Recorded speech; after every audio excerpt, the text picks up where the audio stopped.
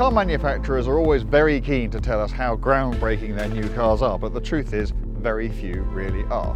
But this, the BMW i3, really is. What BMW did is it sat back and watched others stumble and trip their way through the early days of all-electric cars. And then it took their mistakes, learned from them, and delivered the i3, which is a masterpiece.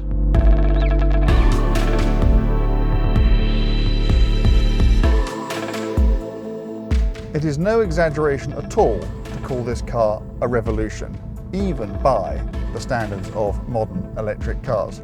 The problem with electric cars has always been their weight. Batteries are heavy things, and it limits the car in almost every area.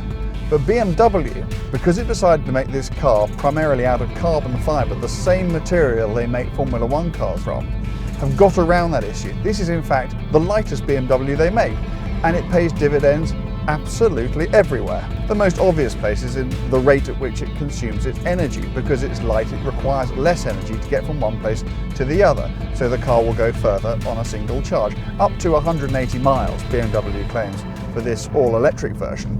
If that's not enough for you, you can get a thing called a REX, which is a range extender, essentially a two-cylinder scooter engine that runs from a small petrol tank that acts not as a conventional engine but as a generator to recharge the batteries and drive the car once the battery charge would otherwise have gone flat.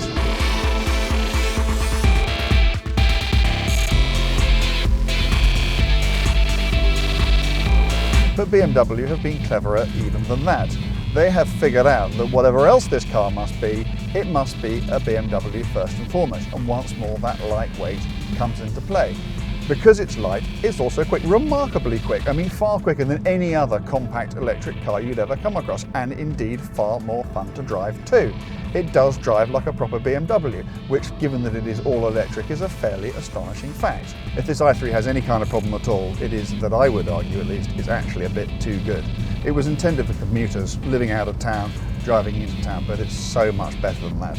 This is a car with all the charm, the performance, the character to make you want to pack yourself and your family, if it's small, into the car and go off and drive for hundreds of miles, take it on holiday. But if you get the pure electric version, the range of the battery will stop you doing that.